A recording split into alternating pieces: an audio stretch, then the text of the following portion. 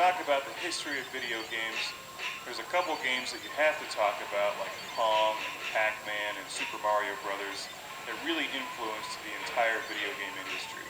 And Xevious is one of those titles.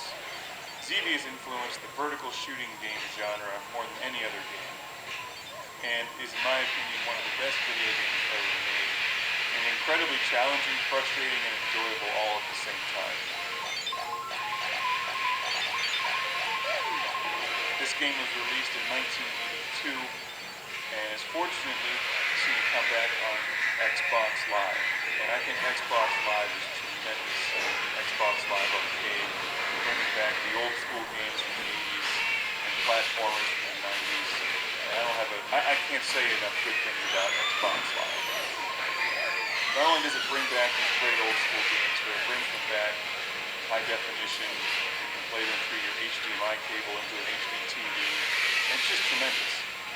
Xevious is presented in its original native aspect ratio as you would have played it in the arcade, which is like a television laid on its side. It probably looks very familiar to those of you who have played games like Raid, and there's so many games in this genre now.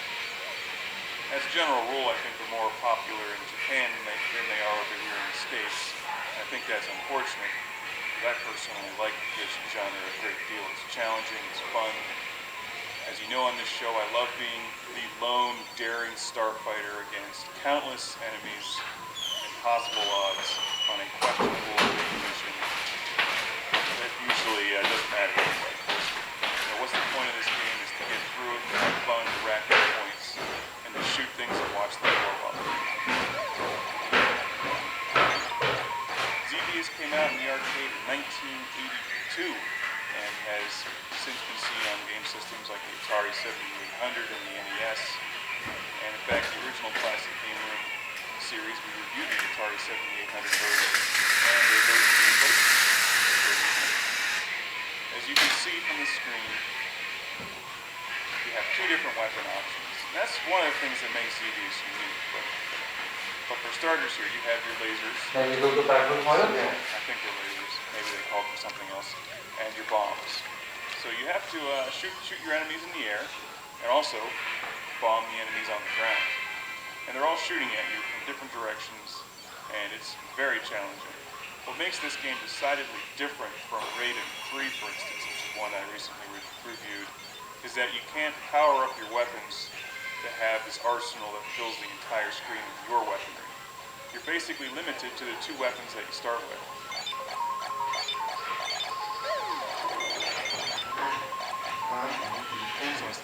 So instead of getting that massive, huge shotgun burst of red bullets that most vertical games have, or a special weapon that you can blow up and then eliminate all enemy fire when it's about to kill you, you really have to rely on some serious skill in dodging the enemy fire. Now, I generally forget the story of Xevious. You can find it online, I'm sure. But you do encounter a couple bosses as you continue on in the game. And wave after wave of enemy. The variety of enemies changes on you. And my favorite part of this game, something I've loved since I was a kid and played this on my Atari 7800, is those spinning metal plates that come at you. And at the time, those were just amazing. That kind of graphics in a video game was just unbelievable. Xevious was way ahead of its time. And you can see why it influenced this genre so much. And just these simple things like little tank boats in the water. You can't just bomb them. You have to actually lead them with your bomb and hope that they run into it. So it requires a lot of skill to hit all the enemies in this, rack up serious points. And with Xbox Live, of course, they give you the added incentive of going for gamer points, which are addictive and a lot of fun to collect for no apparent reason. But the other great thing about Xbox Live, of course, is you can see how your score ranks up against everybody else and friends of yours. What's really incredible about Xevious is that this game came out in '82, and it really doesn't look any different than newer games today. Maybe it's slightly different, but I mean, there's only so much you can really do with a two-dimensional vertical scrolling game before it starts getting ridiculous. And I'm not a big fan of adding in all those three-dimensional polygons and crap floating all over the screen. I think keeping it simple like this is the way to go. And that's why I like Xevious so much in games like Raiden 3. Now, I'm generally not a huge fan of using the Xbox 360 controller on this game. It's definitely challenging for the arcade-style joystick and buttons, but you know, what are you going to do when you just don't have a stand-up Xevious arcade machine in your basement? Xbox Live is about the best thing you can have. So it does require some skill to hammer away at the button, and also remember to bomb your enemies at a precise time. This is not a game where you can just hold down the fire button. It does give you an option to do a manual shot where you just fire at the rate that I'm firing at now, and also I use my other trigger to hold down the auto fire. So if a wave of enemies comes at me, I hold down that trigger and it lets off a machine gun burst of shots. But you cannot just hold down a consistent auto fire for the entire game. And for whatever reason, the music, although it just repeats itself over and over again, it never gets old. And maybe that's just because Xevious is that awesome. Here are the metal plates. Just look at those. 20 years ago, that was incredible. They're tough too. You have to dodge those things. You can't blow them up, so you have to dodge them. And then the enemy fire is coming at you, and then you get caught in between the enemy fire and the spinning metal plates, and it kills you. I love to see the resurgence in arcade titles on Xbox Live. And they don't cost much on Xbox Live. A game like this is only about $5, and it really has infinite replay value. Even if you went out to find this for your Atari 7800 or NES, it would still cost you at least $5 or $6 when you add in the shipping cost. Because you'd probably end up finding it on eBay, for instance. But with the Xbox Live, you just download it and it's no problem. Now, I'm by no means the greatest Xevious player in the world.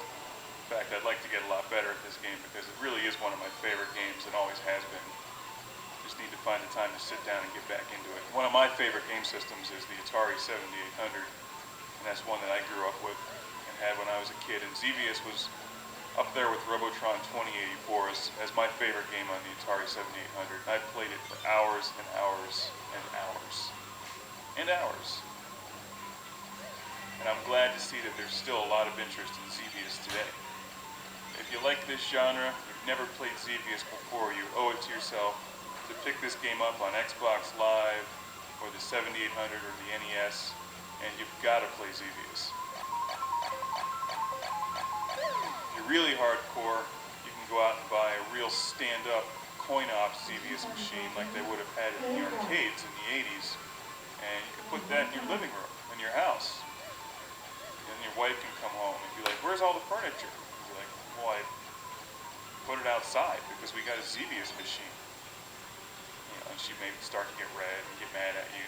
Well, why do you need furniture when you have a Xevious machine? The whole point is to stand there and play Xevious. I mean, it's only common sense.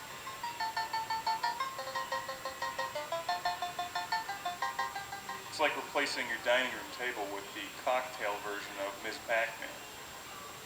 You can eat on that Ms. Pac-Man machine and play Ms. Pac-Man at the same time. Hell, it worked at Pizza Hut.